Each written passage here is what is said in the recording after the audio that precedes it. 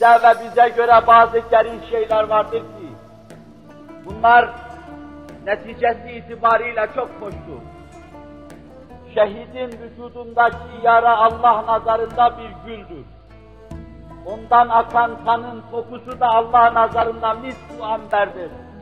Onun içindir ki şehidin kanı yıkanmaz, yarası sarılmaz, ona kefen sarılmaz, o kastedilmez, öylece gömülür. En enfes kokularla orada haşredilecek.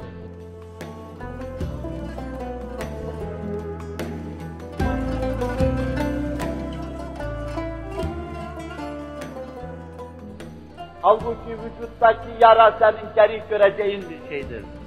Kan da senin için sevimsiz bir şeydir. Kütüb-ü fıkhiyeye göre akan kan necistir. Ama şehidin kanı, ilahi kelimetullah yapma uğrunda ölen insanın kanı. Allah deyip ilerleyen, vücudundan yara alırken de gözünü kırpmadan ilerleyen, insanın vücudundaki yara, Hazreti Muhammed kokan bir güldür. Onun akıttığı kan, kıyamet günü misli amber gibi, revâi-i tayyibeye has bir şey dışarıya neşredecektir.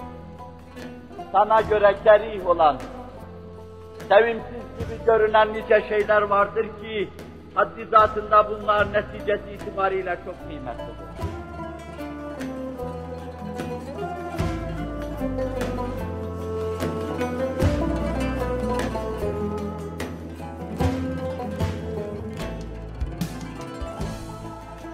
Keza,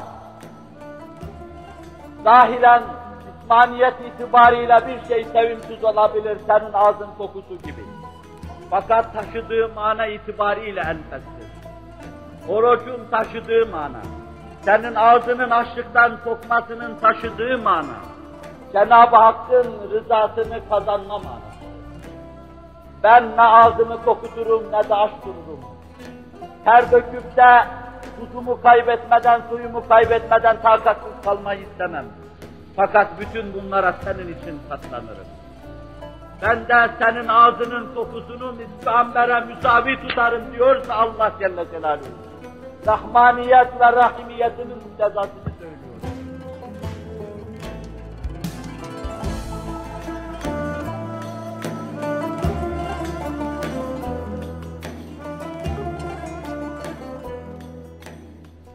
Keza bir diğer şekil olarak, siz Allah uğrunda katlandığınız bu meşakkatlerden ötürü Allah Celle Celaluhu, meşakkatinize matuf her şeyi, en sevimsiz şeyleri dahi, nezdülühiyetinde kabulümdür diye, sizi bu mevzuda mükafatlandırıyor ve teyit ediyor.